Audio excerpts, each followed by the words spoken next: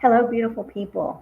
I'm Mariquita Solis, Harmonic Earth Healers, and welcome to this Harmonic Earth Healers live stream. At Harmonic Earth Healers, our mission is to bring people back to connection with Mother Earth. She is who we are. We are one, and when we step away from her, we hurt ourselves, and we hurt her. When we love all of our animal brothers and sisters and respect them, then there's my brother. we heal Mother Earth. So that's really what we're doing at Harmonic Earth Healers. And so that's one reason I brought Tami Hay, a good friend of mine, in she's on the same mission. Tami is with Climate Healers, and I just recently became a certified climate healer, so that's exciting. Yay. And Tami is part of she's founded 1 million vegan grandmothers, and her group is to help spread this message and be a foundation of love for our children, for those that are coming up to this idea, right? This is unearthing those who are ready to be unearthed with the spirit of Mother Earth and how we can help her. So thank you so much for joining us, Tami. Oh, thank you, Mariquita. It's such a pleasure always to talk to you and to be in your presence. Mm-hmm. Well, I feel the same way too. And you have a very, a very extensive background. Tell me, what brought you to the place you are at today? Did you grow up? What was your childhood like? Yeah, such a loaded question, and such a rich question, which no one can answer. Everyone has come with such a history, and even the history of their ancestors that they carry into this lifetime. So we come with such a rich landscape.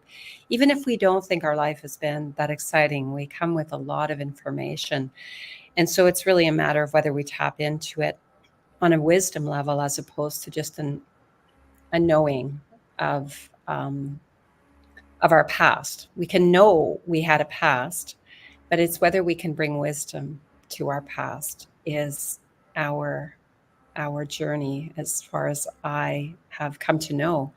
So I grew up in a small community in what I call the wilderness of Northern Ontario, Canada. And it was such an interesting childhood because there was no supervision.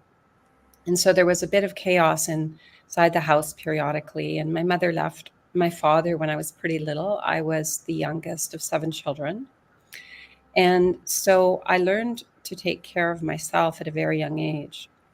And it has a real yin and yang to it. It has gifts and it has grief, gifts and grief. And if we're ever to heal our grief, we need to look at the gifts in our grief, which is what I'm writing a lot about right now in a book, Grief Mapping.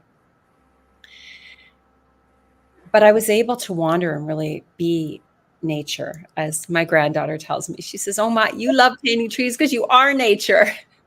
Oh, wow. Amazing. And it's beautiful to realize that we are nature, meaning we are earth, we are sunlight, we are water. We're 99 point something molecularly water, because water molecules are really small. And I believe that children that grow up on the earth know that we're not separate. So it's not like we're doing something to the earth. Like you said, we're doing it to ourselves.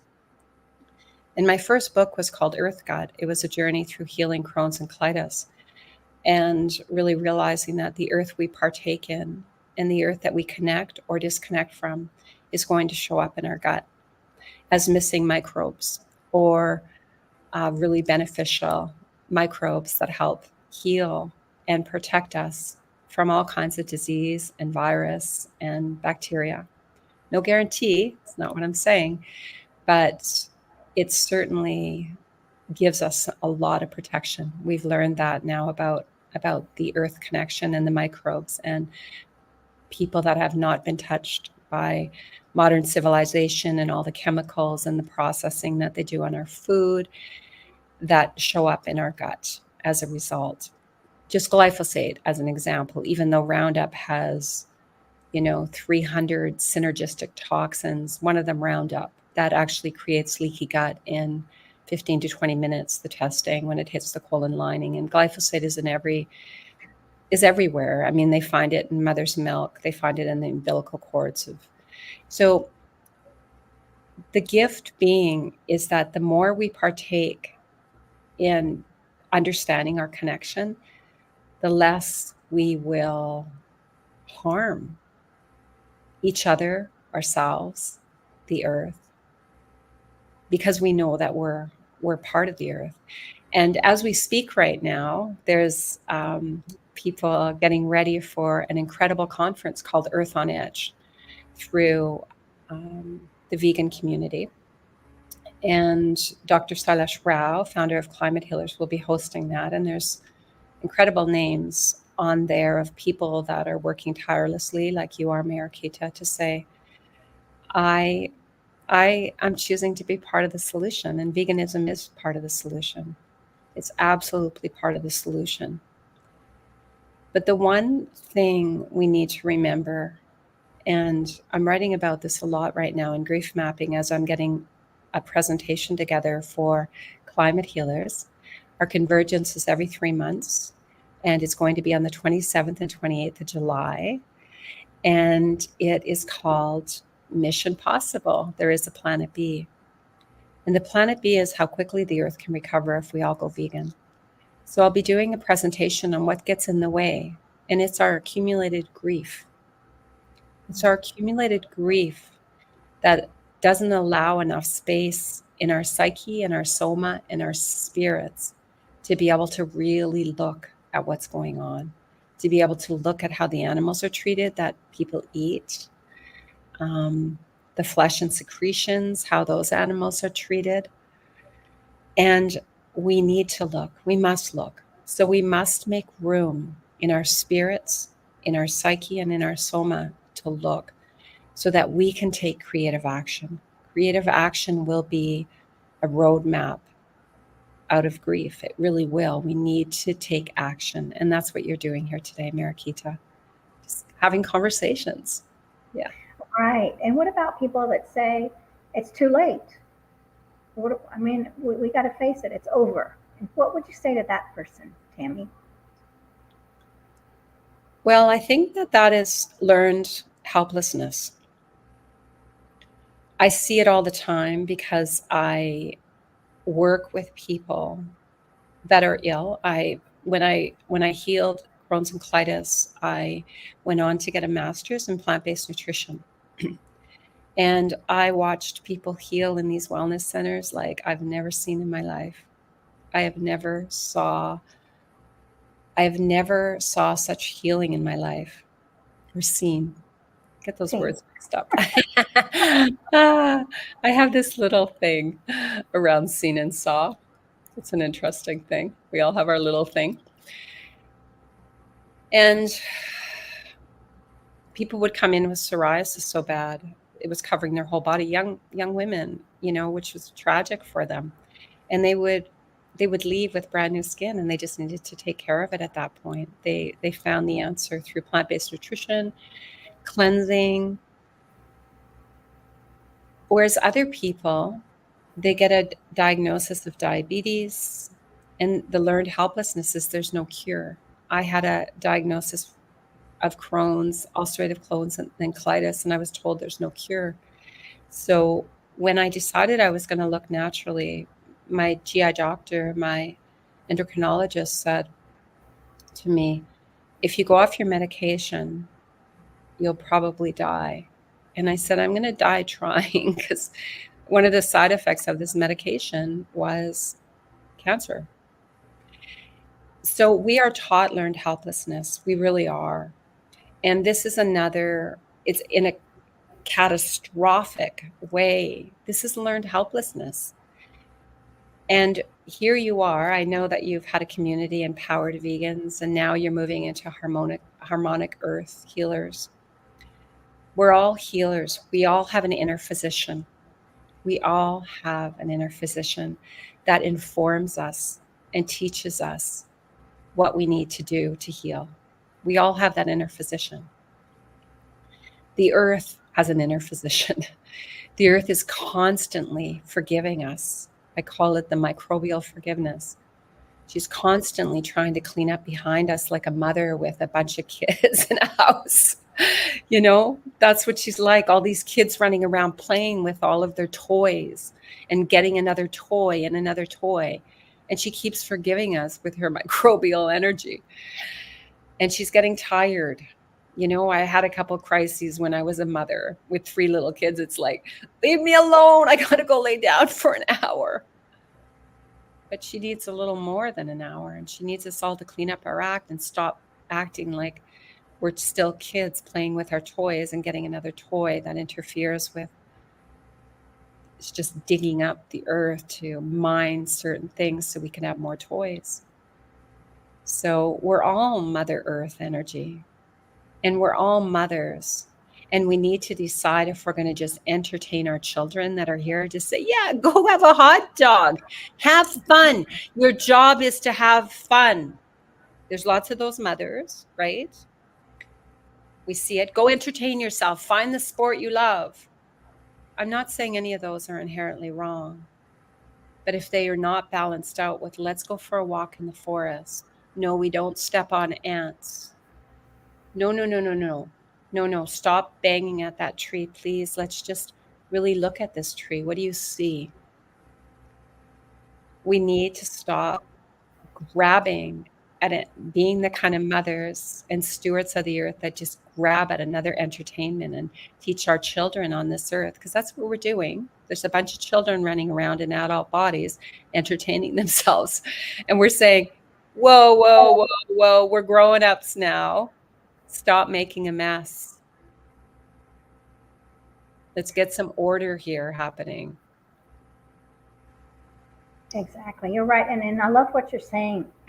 What you're saying is really about being inquisitive, curious about our planet, instead of just going through life without even giving one thought to her, or give the thought to Mother Earth is what can we take from her? And we don't even see her as Mother Earth, this place that we're on. What can we take from this place?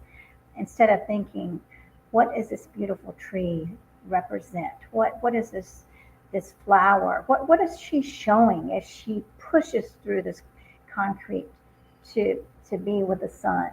Right? We're missing so many answers to our own healing, because that flower represents resilience and determination, right? When we can see that, we can apply that to our own life.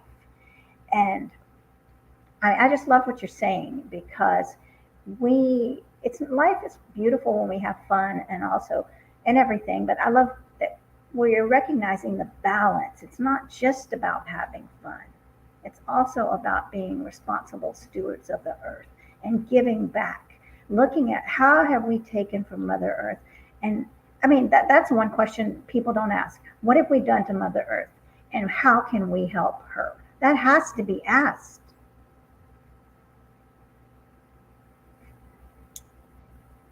Yeah. Well, again, I don't believe we can ask the questions if we don't have any space. We're incredibly designed to be resilient, which means that we bounce back quickly from bad news, because otherwise we would all be jumping off bridges. I'm sorry, that sounds really dark, but we have a certain built-in resiliency. And so we look quickly, and if it's too much, we look away. And as Judy Carmen, one of the vegan grandmothers, says, we must look. It's hard, but we must look. But in that looking, we need to practice radical self-love, because that is one of the ways we're going to move through grief. So this is one practice, if I'm to give some practical advice right now, this is one practice that I do my best to do every single day. And I'm going to be talking about it at the convergence. So if you want to register for 27th, 28th, it's climatehealers.org. You'll go onto the browser, you'll see VCOP, so please register. I call it sow. So we're sowing the seeds of new life. But what we're actually doing is we're actually just leaving Mother Earth alone. I finally decided this year that I was going to stop the war on weeds in my yard. It wasn't that I ever sprayed, but I cut my grass to try to keep it in a certain consistency because I rent out my house for yoga retreats, and I've stopped. I've stopped cutting my grass. And I have all these wild daisies growing and all of these clovers that the bees are gathering at. And I see some of these wild lilies that are starting to grow onto my lawn, and I want to see what happens now. I need to just trim a little bit so I can get into the backyard. But I decided I was not going to be overwhelmed by what's going on, on my lawn. I was going to just be a harmonic force to watch these plants grow everywhere that are medicine. We want to grow gardens, but the dandelions are our most powerful medicine. The plantain that's growing, the clovers are really edible. The wild roses that are here, cattail shoots taste like asparagus, and they're amazing in what I call my cattail garden. But on the convergence, I'm going to be giving a little presentation on grief mapping and what gets in the way of us looking. And I called it sow. And this is what I do every morning, like sowing our seeds of self-love. So I step out into the sunshine. And when I step out into the sunshine, they know this is the best way to reset the circadian rhythm or to be part of the awakening of our spirit, our body in the morning. So we step out, even if it's overcast, you step out into natural lighting. Put your bare feet on the earth. If you can sit with your back leaning on a tree, even better yet, you're getting that earthing energy, but be barefoot. There's so much evidence on earthing, and I do it every day. In fact, they have evidence on, you can take a live blood cell analysis before you go out barefoot on the earth, and you come back in 10 minutes later, do another one, and your blood is flowing much more freely. It's scientifically proven that earthing is one of the most anti-inflammatory, best ways for your body to reset and to become more alkaline. And alkalinity is everything, because the body can't uptake oxygen. So we step out into the sunshine with a liter of infused water of some kind. Start out your morning with infused water. If you do drink coffee, wait until you have some water. And I really do suggest a whole liter. We become that dehydrated overnight. So that's a quart if you're in the States. So we're sowing self-love in the morning. So we're stepping out onto the earth, into the sunshine with our bare feet. Lean against a tree if you can. Now you're going to do a breathing practice for about 10 or 11 minutes. So Wim Hof has a good breathing practice. Whatever your breathing practice is, just really bring in the O of the soul, which is oxygen. Let there be a pause if you need to before you breathe in again or exhale. Wim Hof has a certain breathing technique. It might not be what people gravitate towards, but just bring in a lot of oxygen into your lungs. The trees are giving off the most oxygen in the morning. And then your water beings. So get part of that connection. So what I do, so the W in so, is celery's got a lot of natural minerals. So you can cut up 1 or 2 pieces of organic celery into a liter of water, maybe a half an apple and a piece of lemon. Lemon's really good for detoxifying the kidney. Put that in a liter of water, blend it in your blender, strain it so that you don't have to deal with the fiber, just so you're getting infused water. I call it infused water. And bring that outside with you. Or just add some trace minerals into your liter of water, because we're usually really mineral deficient, and it helps structure the water. And try not to drink tap water. Try to find a cleaner source, or find a structured machine, reverse osmosis, and then maybe structured. You can look a little bit into that. I won't have the opportunity to talk totally about that. So you're sowing your self-love in the morning so you can show up. And I guarantee, if you do that practice, I can guarantee you will start feeling different within a week. Maybe even that day you'll notice a difference, heightened. But often we get up, we go onto the computer, we drink coffee, we have a leftover residue of maybe what we've had to process in our dreams that we weren't able to process during the day, because a lot of us don't spend time processing during the day. And we wake up and we get right onto technology and we don't step out onto the earth. If you do that practice, you sow self-love right from the beginning, it's a huge upgrade. So sunshine, that includes earthing, oxygen, get your breath work on, and water. Oh, I believe you.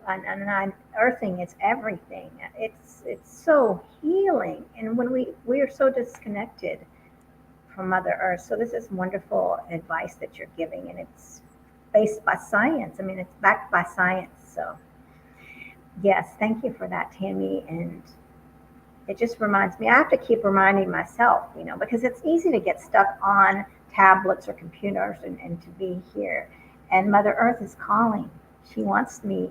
She wants to be with me. So thank you for these beautiful reminders. Well, we don't have a shortage of information. We have a shortage of practice and discipline. And when we look underneath that, we haven't been given the recipe for deep self-care. We're not taught it anywhere. We're usually not taught it by the adults around us. And we are I say we're either going to move into more distractions or dharma. Distractions or dharma. So our dharma is our life path, what we're here to do, that we have this in Kabbalistic teachings and Jewish Kabbalistic teachings, that we are a spark of divine, and that only us can bring the spark to the world, what we came here for. And so we can keep distracting ourselves from that, or we can move into our dharma. But I would ask all of our listeners, and thank you, listeners, for being here today. I would ask everyone to just practice, even the 30-minute practice in the morning. And by doing all of those things that I suggested just now, you're doing them all like simultaneously. And I'm telling you, I have a very full life like many of us do, and I love multitasking. So I'm getting my earthing, I'm getting my water, I'm getting my morning sunshine, and I'm getting my breath work. 3 of the main things, or 4 of the main things, maybe there's 5 in there. So just do it. I mean, I don't like the Nike slogan, but until we get into the pattern of doing it, if we don't make that commitment to ourselves now, we won't. We will, and sometimes the little commitments we break, that we promise ourselves, like tomorrow I'm going to get up and eat better, I'm going to be more hydrated, I'm going to walk barefoot on the earth, I'm going to be present to myself and not leave the system that I created around myself. I'm going to stay filtering what comes in. If every time we make a commitment to ourselves at night as we're going to bed, and then we break those little commitments, we stop trusting ourselves. And then we become less disciplined. We really, truly do. Once we start having a bag of chips or whatever we are craving in the moment, and then we say we're not going to do that, it's really harmful for us. And I'm not saying never. I'm not talking about that. I'm saying when habits become frequent, when bad habits become frequent, we've given up on ourselves. We've broken the commitment to ourselves so much that it's very easy to break the commitments towards how we're going to support Mother Earth, because we can't even commit to taking care of ourselves. So I just really invite everyone today. I've already had my barefoot walk with my water. My partner was really struggling this morning, and so I caught myself. My breath was held a little bit because I knew he was struggling, and I just exhaled it and exhaled it and exhaled it, because we have this field around us that we can decide what comes in, and instead of having to detox it when it comes into our field, which is a lot more work, like if you eat commercial food and you have to detox all the resins and the pesticides, and if you're drinking tap water and you have to process all of the prescription medication that's in there and the fluoride and the chemicals in there, it's easier to filter it before it comes in, because otherwise our body is only so big, and the more work we make for it, the less work we have to do our more our not a more important work, because our temple is really important, but the the more energy we have, the more life force we have to move out into the world as a being. You know, I've been really studying people lately, like the people that I really look at as really energetic beings. One of them, Dr. Will Tuttle, who I'm on World Peace Diet Circle every second Thursday. Dr. Dr. Will Tuttle's latest book is called, sorry, it's just slipping me for a bit, but his first book is called The World Peace Diet. It's slipping. I can't remember it either. And I went to that email, the Zoom thing the other day, and I can't remember it either. I mean, yeah, I will remember it during this conversation. But you know, often when we have our world circle, our World Peace Diet circle, Will Tuttle and Madeline have just gotten out of a lake. They've just had an electron-rich swim in natural waters, in the sunshine, and they've just been walking through their food forest. And they come in all fresh, and they enter the meeting that way. And he's a really good example of that deep self-care. He's not seeing our world on edge and then leaving himself out of the equation. Can't do that. Can't. We can only feel the harmonic pulse of Mother Earth if we are really connecting with her. And I love electron-rich water. I just came back from 4 days of it, where every time I got in the water, the loons started talking to each other, and I seen it as a harmonic connection that I had with the loons, and the mystery and the mystics. I love being a mystic of Earth. I love when animals show up and I feel it's a sign. I love when Earth talks to me, when the earthlings talk to me. I consider it a privilege. that's beautiful. And it's so true. You're right. I was at the Nature Center where I volunteer, talking to a gentleman who was very interested in healing our earth. It was a beautiful conversation. And two of the wild vultures who live on the property, but by their choice, came to visit us and just sat quietly. I loved it. And he said, what a beautiful moment this is, that these two magnificent beings are with us. And so it's there. These gifts are everywhere. So I'm very honored that you're here sharing your knowledge. But before, I don't want to forget we want to talk about 1 million vegan grandmothers. Can you tell us about that, Tami? And how did it start? Yeah. Well, there's not 1 million of us yet. We are gathering. So if you want to be part of the grandmothers, you don't have to be grandmother age. You don't have to be grandmother status. You just have to understand the wisdom of veganism. So we are vegan. We're inviting in other vegans. And if you want to come and understand a little bit more about why the grandmothers are becoming vegan, you're welcome to come to any of our meetings. We actually have one tonight. We actually have every Wednesday night. We have meetings, and you can go into climatehealers.org and find the grandmothers, and also on our calendar. So the grandmothers started as a vision, because in many of the ancient cultures, it was the grandmothers that had the last word. It was the wisdom of the matriarchal caretakers and the lovers of their community. And they were considered the head of their tribe at one point. And then they were burnt, and then they were prosecuted, and then they were shoved down. And patriarchal energy took over the earth, and we started destroying her.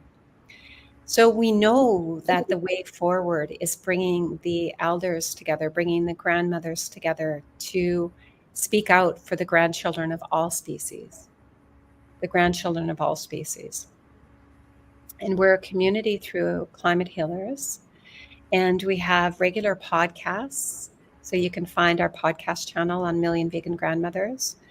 And if you're listening to this interview and you want to have an interview with one of the grandmothers, please contact us. We will be happy to interview you.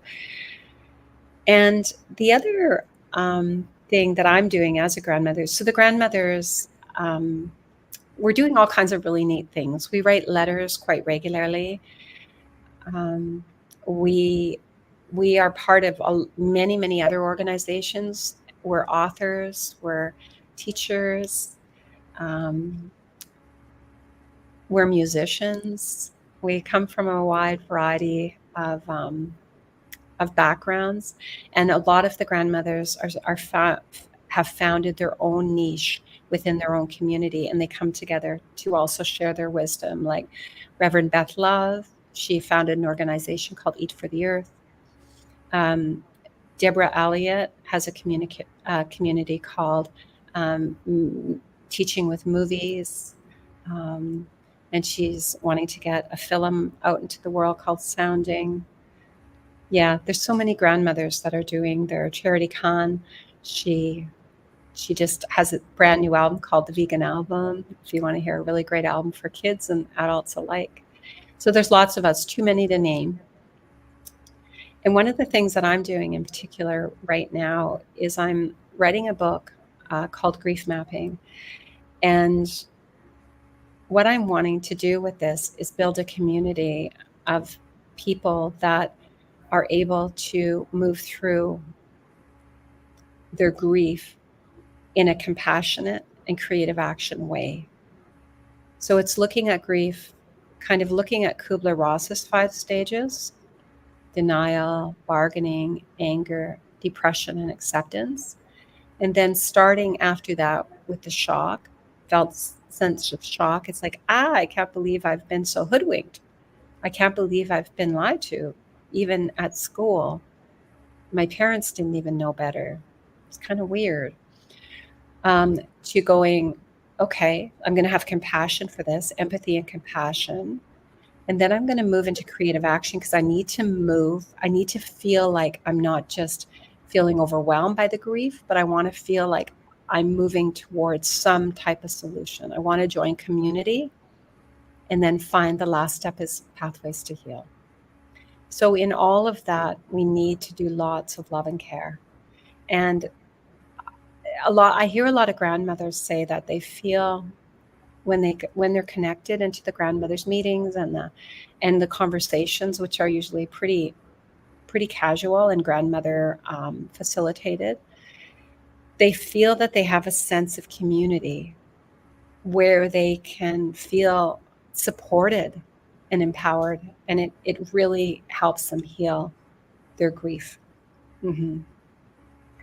That's so important. We need that because we all are hurt and we all have wounds that affect our lives, and until they're healed, they hinder us. And until, I love the words compassion and empathy, because that's what's healing these wounds that are so filled with shame so many times, and to acknowledge this patriarchal society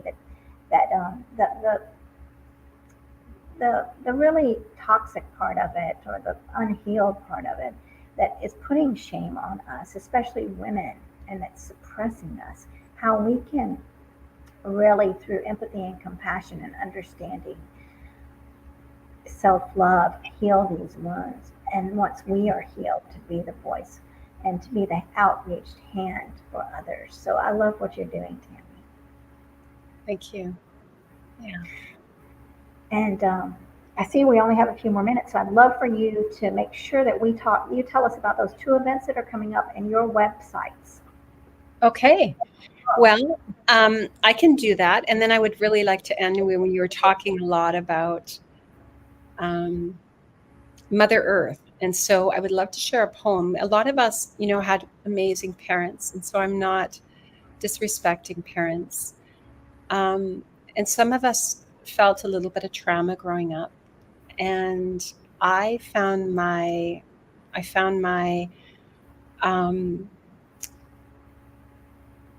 home in nature. So I would love to end with a poem that way. So the grandmothers, you can find us on climatehealers.org/grandmothers. Our convergence is on climatehealers.org on the browser VCOP, the 27th and 28th of July. So when you're listening to this, please join. Please go on to the vegan community and join on the 20th, the Earth on Edge. That's coming up right away as well this weekend. And I have a brand new website. I'm hoping will be live in a month. It's called vegangrandmother.com. I'm talking about a lot of my services on there, about helping people move through from illness to illumination. And I'm actually going to have an art show this year. I didn't bring any of my art forward this time, Mariquita, but I would love to share some of my art. It's all about celebrating the earth. Maybe I will go get a piece before we end. So maybe I'll end with a poem, and I will just gently bring my studio into where I have a couple of pieces of art, and then I will share I think just one today, or maybe two. I'll share the ones that my granddaughter told me yesterday that she really loved. She's an artist herself at 5. I mean, we're all artists. That's the thing, right? Okay. So here's a poem celebrating what the earth provides for us. And I thank you for being here, Mariquita, and being present to so many people. I had a distant memory of a non-thought form of love of self, of freedom, if you will, an inner compass of care. When the family emotions were overkill, when there were grief projections in my home, I knew Mother Earth awaited, that she beckoned at my door, and I stepped into her, onto her, upon her, and was taken in. All human-made craziness evaporated off my flesh. Sunbeams cleared my eyes, and all pains would subside when I stepped outside, for this was my home. I picked buttercups and clover and rolled over greener grass. I climbed trees and hid like a bird without a word. She held me deep inside her pulse. I played in the river. She washed me. I danced my fingers through the pollywogs. She transformed them into hopping beings. So I hopped with them. She taught me how to forage wild blueberry and red clover. Then I found a feathered friend to play Red Rover, calling Raven over. They said I had a good imagination. I called it my mother nation, a great exhalation of a world gone mad, and yet a world so very beautiful. Thank you for letting me share that. And I'll share a couple paintings. My partner has encouraged me to have an art show this year. And what it's done is time is so quick. It's got, like, time is an illusion right now. The whole day goes by and it's like, how did that happen? So if I was going to make time to actually get out my paintbrushes again, because it's been years since I spent much time painting, I had to have a goal.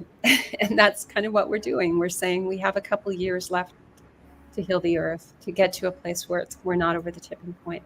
So we set our little goals to bring the message forward. So this one is my dragonflies. Beautiful, beautiful. I know you would love this as your earth harmonics. Yeah, that is amazing, Tami. And I'm going to have prints available if people want to order a print, and half of everything is going to go to the earth, back to the earth somewhere, whether that's in healers. Yeah. Oh, I love that. I had little hearted. That's beautiful, beautiful. That was me sitting with the pollywogs on a rock in a pond. That is amazing. I love it. I love the poem. That was such a nurturing of spirit to hear that. Hear you saying that from your heart and just resonating with every cell in my body. So thank you just for your beauty, Tami, and everything you're doing for our earth and all this wisdom. I'm very grateful. Thank you very much, Mariquita. Love to you.